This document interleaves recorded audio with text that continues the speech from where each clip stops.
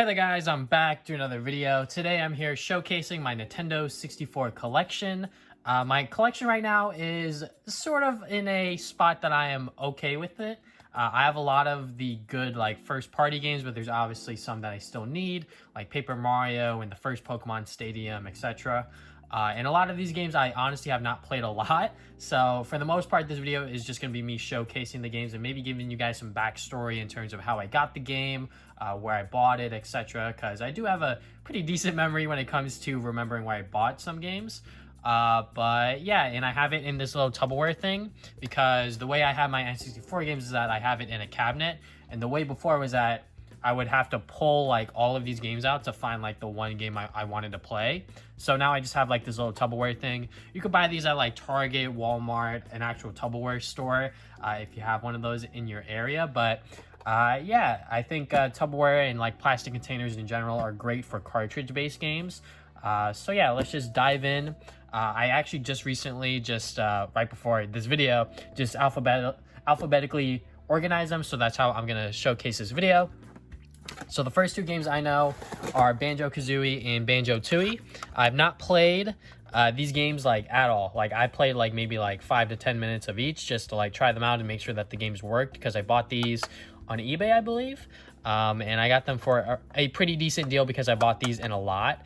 But yeah, BanjoKazooie BanjoTooie, they are pretty much iconic when it comes to N64 platformers, and every single time I try them out, they are collectathon platformers, so I'm not exactly too keen on them. This is a sort of genre within platforming that I'm not comfortable with, if you will. I'm much more used to, sort of level to level, sort of open world a little bit. But, collectathon, I'm not exactly, well versed in that, if you will. And Rareware definitely during this time popularized this sort of genre within platforming. I'm gonna try to keep the games in alphabetical order, if you will. Over there we got Bomberman Hero, probably the cheapest Bomberman game you can get on the N64. All of the other ones I'm pretty sure are a lot of money. But yeah, Bomberman Hero, it's a Bomberman game on the N64. I forget what the other Bomberman game is that's a little bit more affordable. Not Second Strike, that one is crazy expensive because it was a Blockbuster exclusive and all of this other stuff. But yeah, Bomberman Hero, it's just a Bomberman game. And if you guys don't know what Bomberman is, he's a guy that places bombs and he's supposed to save the world or whatever. I think that one's more of a platformer.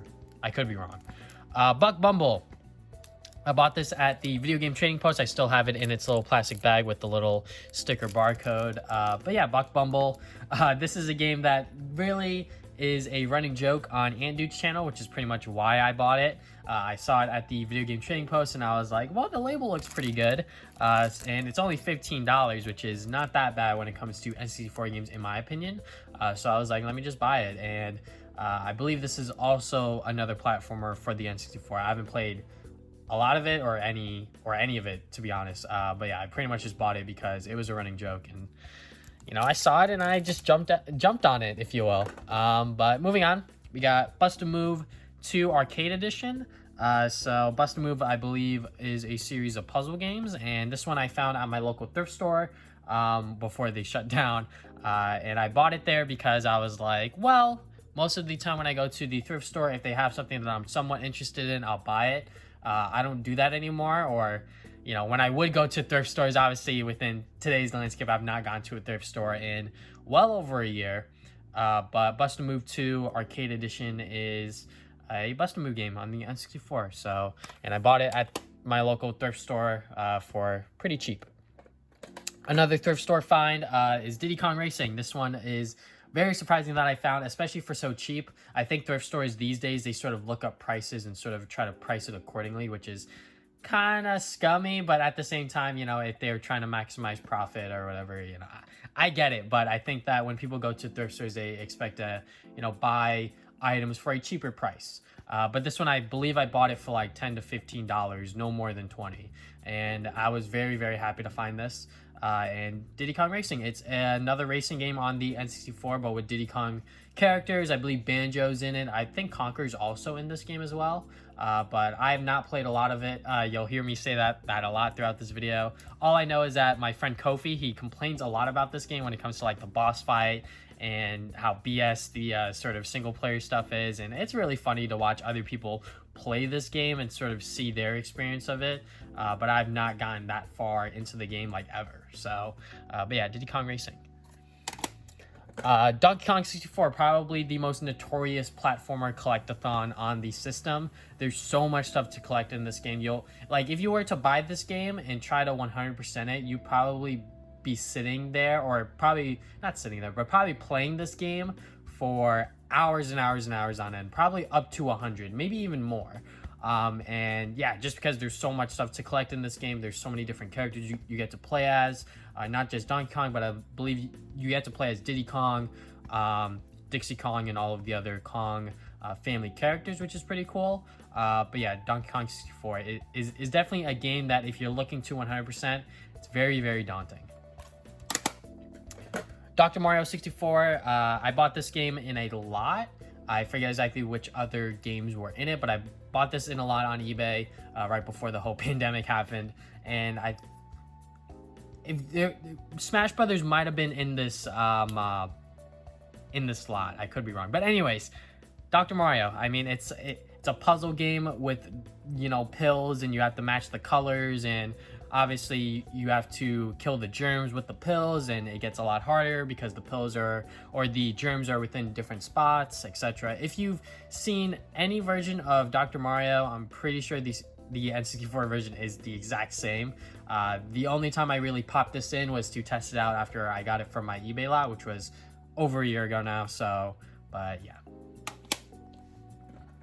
GoldenEye 007. This is a game that I also found at my local thrift store along with Diddy Kong Racing. Not at the same time, but seeing this game at my local thrift store was very, very cool and very, very exciting, because this is one of the N64 games that a lot of people have fond memories of, because this is a multiplayer first-person shooter, or the multiplayer aspect is the thing that people really are reminiscent of, because they remember playing this game with their friends, their cousins, whatever, and just, yeah, I mean, I played this a couple years back with my friends, and it was really fun. I mean, the clunky controls and just, you know, screen peeking and all of this other stuff. GoldenEye 007 is still like a classic that I think you can still enjoy today, knowing that, like, hey, you know, like, this is a product of its time. It's not exactly the most polished first-person shooter that you'll play today, but the multiplayer aspect is still like super duper fun to mess around with.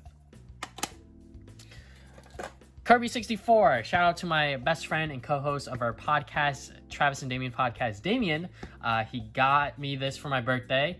He bought this on one of those retro websites. I forget exactly which one it was. I think I might have it bookmarked on my computer. So I probably don't, because I don't really collect retro games or games in general a lot these days. But Kirby 64, this is a game that introduced the combination of combining powers, which was really, really cool, and I was super excited to see that within the Nintendo Switch Kirby game. And unfortunately, it was kind of butchered within that game, in my opinion. I felt like that they could have done a lot more with the sort of mixing of abilities. But yeah, Kirby 64, I've actually never finished Kirby 64, but I've watched Damien play this a lot when I would go over to his house years back. And yeah, you know, it's a Kirby game on the N64. Like, what can go wrong? And the fact that, you know, it was in sort of 2.5D 3D graphics and the combination of abilities, like I said, I think that this was a pretty cool and really, really dope Kirby game to really, you know, check out and experience. Mario Golf. I believe this was another thrift store find, if I can remember properly. Again, I did not pay no more than $10, $15 for this at my local thrift store. And yeah, I sort of just bought it because it is a Mario game, and Mario games on the N64 are definitely more than that, especially today.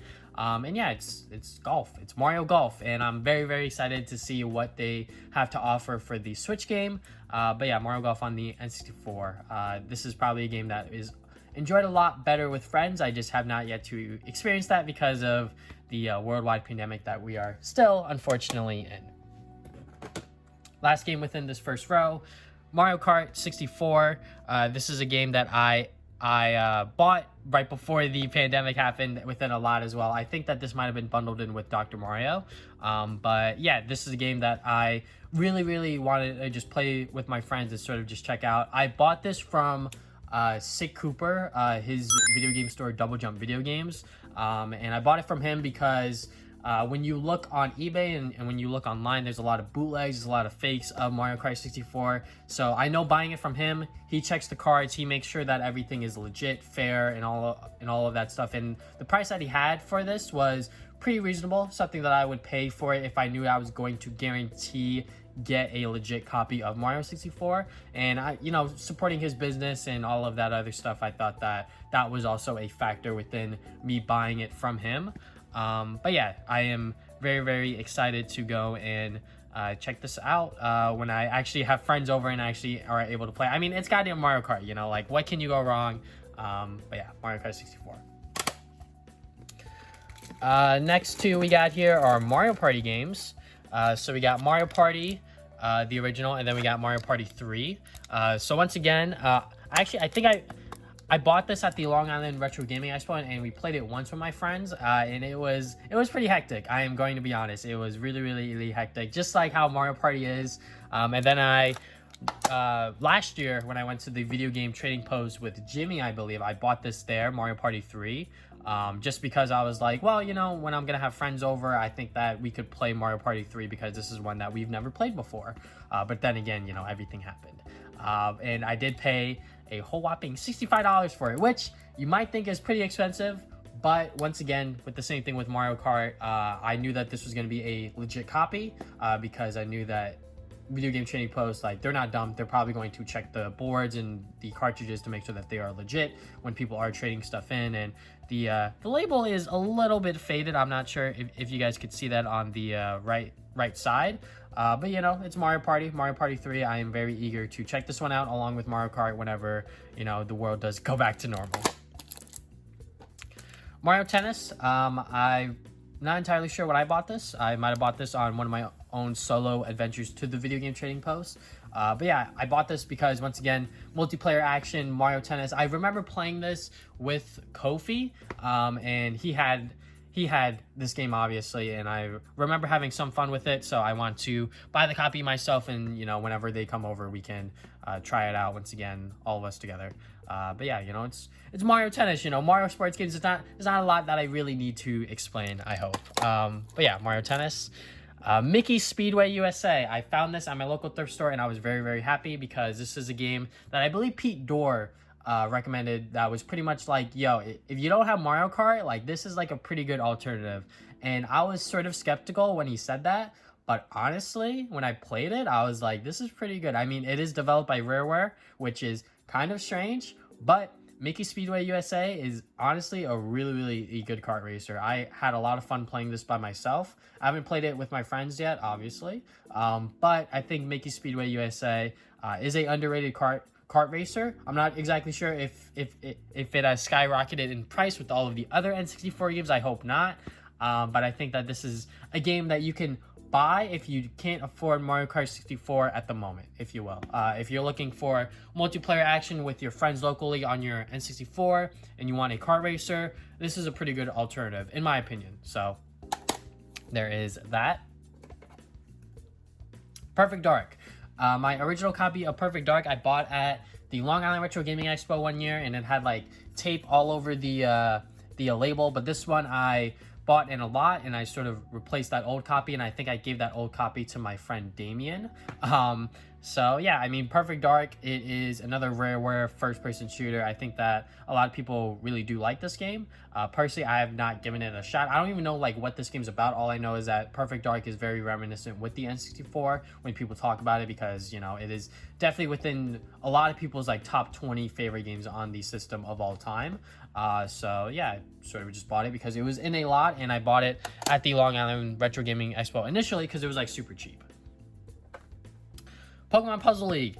I love puzzle games. I love Tetris. I love Tricky Towers. And Pokemon Puzzle League, I actually, I think last year or the year before, I literally sat down and sort of just played this game just for fun. And it is really fun. I had a lot of fun just like playing with it. I mean, I'm not exactly sure how to describe it because I don't play a lot of puzzle games like this where like you have to sort of pretty much like swap around the icons around until they match, and you can obviously match it. I think it's 3 you have to match and then they disappear, but obviously you want to get like 4 or 5 or like, you know, pretty much like set up like your blocks so and then it does like a really like big like chain combo. And I only played the single player, obviously. Maybe one day I will get one of my friends over and we'll, you know, play multiplayer. But yeah, this is super duper fun and I'm glad. I forget exactly where I bought this. I think I might have bought this in a lot. I could have bought this at a thrift store. I forget for this one, but Pokemon Puzzle League is definitely a game that I am very, very happy that I purchased.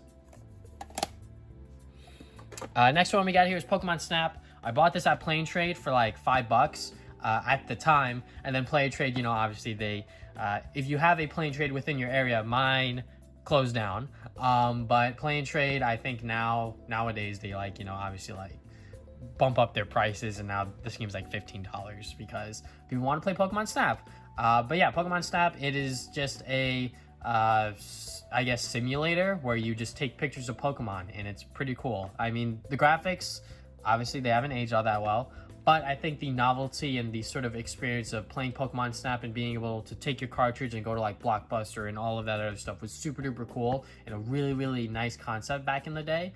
I don't think they're gonna have anything like that anytime soon for the new Pokemon Snap. I hope that they, you know, sort of are able to maybe implement that with like online, maybe like have like a website where like you link like your Nintendo account and like whatever pictures you have saved on your account you can like print out or like have like postcards made or whatever. I think that would be super cool, but who knows. I think that Pokemon Snap in general, like as a sort of spin-off for the Pokemon series, is definitely one of the more well-known titles. Pokemon Stadium 2. The only experience I really have with Pokemon Stadium 2 is the minigames, and the minigames are super duper dope and really, really fun. The graphics for this game are really, really nice. I was very surprised the first time I saw this play out at Kofi's house. I was like, wow, the game like looks really, really good for a N64 title. Like, I had no idea that the N64 was capable of graphics like that. But yeah, my only experience with this game is through the minigames, and the minigames are really, really, really fun. It's pretty much like Mario Party minigames, but without like the Mario Party board, and you're just playing for points. So if you get first, you get more points, and then if you get second, but obviously the game sort of tries to stop you from winning, or, you know, tries to give other people a advantage at winning. But yeah, this is still a super duper fun game, just on the minigames alone. And I bought this in a lot on eBay. I forget which other games were with it. Maybe Pokemon Puzzle League was in there. Rayman 2, this was definitely within a eBay lot because I had no intentions of buying this game myself, but Rayman 2 has been re-released so many times. It is kind of crazy. It's been re-released on the 3DS, pretty sure the PlayStation consoles, GameCube probably, who knows. Like, this game is literally everywhere. And yeah, you know, Rayman 2, Rayman is a platformer series, and I believe that this was his first jump to 3D. I don't have a lot of experience playing this game myself, but yeah, it is Rayman. Next game we got here is an interesting one. Rocket Robot on Wheels. So this is Sucker Punch's first adventure at making a video game in general. And I bought this at the Video Game Trading Post for $20, which is actually like a pretty good deal because the game is nowhere near $20. Even in a condition like this with like the label all messed up, I'm not exactly too concerned about that because it did go all across the label, but I did use some magic eraser and like scrubbed off the other sides of it. But anyways, Rocket Robot on Wheels is Sucker Punch's first game ever, and if you guys know me, I love Sucker Punch. I love Sly Cooper, Infamous, Ghosts of Tsushima. Pretty much everything that they made so far, I've loved. And Rocket Robot on Wheels, I can't say the same personally. The game has definitely not shown its age properly. It is a platformer collectathon sort of thing. I was kind of confused when I was playing the game myself, sort of trying to, you know, see exactly if I would like it or not. And it is definitely a confusing game, I will say that. As a platformer, maybe I'm just dumb. I probably have to pop this game back in and sort of try it again. But, you know, Rocket Robot on Wheels, I sort of just have it for the novelty of being Sucker Punch's first game ever. Star Fox 64. This is probably a lot of people's favorite Star Fox game. And I bought this, I believe, on eBay or something like that, like years and years ago, for really, really cheap. Oh, no, maybe at a thrift store? I'm not entirely sure. It's one of the two. But Star Fox 64 is a lot of people's favorite Star Fox game. Me personally, I love Star Fox Assault. I think Star Fox Assault is probably where the series should have gone further from then on the GameCube onto the Wii or whatever. But, you know, Star Fox is definitely a series that has very, very shaky titles overall. But Star Fox 64, I think a lot of people love this game, and I have yet to actually sit down and play this game, despite how short it is. I'm pretty sure Star Fox games are not exactly all that long, and this one is the same case. It's not all that long, but one day I will definitely sit down, play it, and see exactly what all the fuss is about, because, you know, dual barrel roll and all of the other iconic stuff within Star Fox is within the 64 game. Super Smash Brothers. I definitely bought this within a lot because if I bought this by itself, I probably would have paid for what the lot cost. So I am very happy that I bought the lot because this game is like $60, $70 easily. And when I bought the lot for like $60 to $70, I got like a couple of other games with it, which is pretty cool. But yeah, this is a game that I was very, very happy to purchase. And I... you know, love Smash Brothers. I think a lot of people can say the same thing, and this is the first one that they made, and yeah, I mean, what else is there to really say, because this is the first Smash Brothers game. It's not going to age all that well compared to the other ones, but it is fun to sort of just pop this in and sort of see what the evolution between Smash Brothers games is, you know, going from Ultimate to this one, and yeah, it still blows my mind that people still want this game for how much it is today. Like, that is still crazy to me, but it is Nintendo games we're talking about here. They do actually hold their value pretty well. But yeah, Super Smash Brothers. Okay, I just decided to put all of the games that we already looked at back in, and I'm going to start from this pile. So we got new Tetris.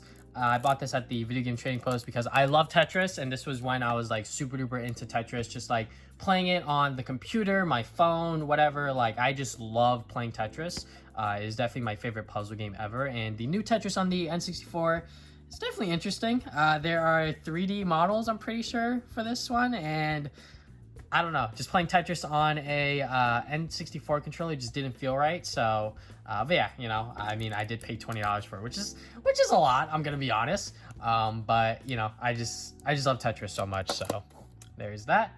We got Toy Story 2. This is a platformer that is based on Toy Story 2, and it is actually kind of fun. I did play like a pretty decent amount of this because I do have nostalgia for this game in a weird way. So Toy Story 2 came out for PC, and we would try to play it on my home computer, but my home computer was really, really bad, so we couldn't play it like efficiently. Like, it would always be like laggy, or like something would be going wrong. But yeah, we did like see like glimpses of it where it's like, you know, like really choppy, and like we did play like a little bit of it. But yeah, playing this a year or two ago, just like for the first time, was really, really fun because Toy Story is definitely a game that I have, or Toy Story 2, I have a lot of nostalgia for it, just because of that sort of like little weird story about me playing it on my PC that 100% could not run computer games whatsoever. But yeah, just playing this was really, really fun, and I think that a lot of people do consider this as like a sleeper platformer on the system, like in general. Like, if you you know, need like a licensed platformer on the retro consoles, I believe this was also released on PlayStation. This is a game that you should definitely like check out. All right, so these games I have a very interesting story on. So we got Turok, and then we got Turok II, both the gray and the black cartridge. This was given to me by a fellow YouTuber. His name is Jay Senior. I forget exactly what his channel name is, or if I could even find his channel today, because I don't think he makes videos anymore. But he did like a giveaway for these, and I somehow won it. So he just sent these to me, which is pretty cool. I still have the letter that he attached to this package somewhere in my bedroom. But yeah, it was a really, really cool sort of thing to receive from another YouTuber, and I still have yet to like actually like sit down and play these. I don't even know what like Turok's about.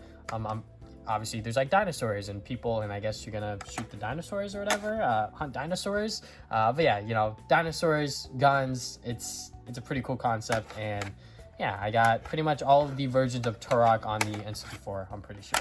And he was like a huge like N64 collector, and he wanted to like complete the entire library, which I believe he did. Moving on, we got Wave Race 64. Bought this at Play and Trade as well for like $5, because, you know, once again, back then, like, these games weren't exactly as popular or as, like, you know, people wanted them or whatever. But yeah, Wave Race 64, it's a racing game on jet skis or whatever. And yeah, that's all I can really say, because I've not honestly dabbled in this one a lot. I sort of just bought it because it was a super cheap, well-known N64 game that I thought that would be very nice in my collection. Next game we got here is Yoshi's Story. This pretty much, along with BanjoKazooie and BanjoTooie, I bought these during a GameStop like buy one get one like retro games. So I bought this, BanjoKazooie BanjoTooie, and maybe Pokemon Stadium or Pokemon Puzzle League. I can't exactly oh no. The last game was Donkey Kong 64. So I bought those 4 games along with this one, and that sort of like kicked off like me buying all of those eBay lots that got me Pokemon Stadium 2, Smash Brothers, etc. But anyways, Yoshi's Story. Supposedly not a lot of people like this game, which is weird because honestly, like, I love Yoshi platformers and I gave this a shot, and I can see why not a lot of people would like it. But me personally, like, just from like the couple of levels that I played, it was kind of fun. I really do like platformers. I'm a huge platformer guy, and I love the Yoshi platformers, especially Yoshi's Woolly World on the Wii U. And this game is super duper fun. I honestly had a really good time playing it. I haven't finished it. I haven't touched it in like over a year, but definitely when I was playing this game, it was really, really fun. All right, last game I got here is another game that I have a little story to talk about, Zelda Ocarina of Time. I'm not a huge fan of 3D Zelda games. I'm gonna be honest, so please don't kill me when I say that I'm not a huge fan of Ocarina of Time. I just don't like 3D Zelda games in general, or like, I'm not exactly sure if there's like a 3D Zelda game out there that's made for me. Maybe I should try Twilight Princess or Wind Waker, because those are 2 that I haven't given like a full shot yet.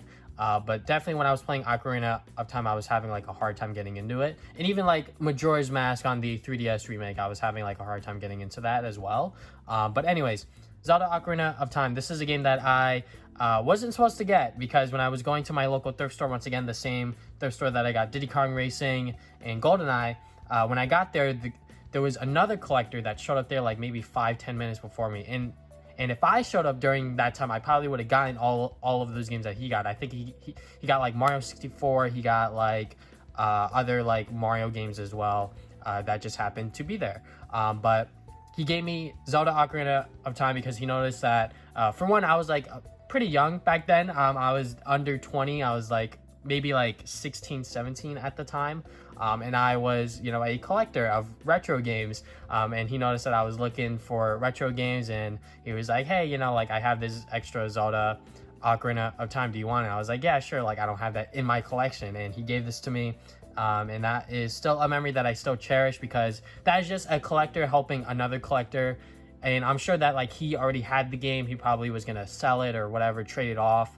Which, you know, like, I don't mind when people do that, just because like that is just part of the game, that is just part of the hustle. But obviously, like, reselling and all of that other stuff, that's like a whole like controversial thing for people to talk about within collecting in general. But yeah, definitely very, very cool for him to give me this Zelda Ocarina of Time, because, you know, I didn't have that in my collection, and it definitely would have been a lot of money to even get this in my collection for a game that I probably wouldn't have liked, because I had like a feeling that I wasn't gonna like this game. But, you know, I obviously have to give it a try to really find that out. So yeah, Zelda Ocarina of Time. The story that I have attached to it is definitely a lot cooler than, I guess, my opinion of the game. But yeah, that is my full Nintendo 64 collection. I hope you guys enjoyed this video. Thank you guys for watching this video. If you guys have not already, you can subscribe. I put new videos up on Saturdays. You can follow me on social media, Facebook and Twitter. Try to put updates on my future videos. If you guys want to check out my podcast, the Travis and Damien's podcast, we talk about video games, movies, anime every other week. And yeah, that is all I have for today. Thank you guys for watching this video once again. See you guys next time with more videos.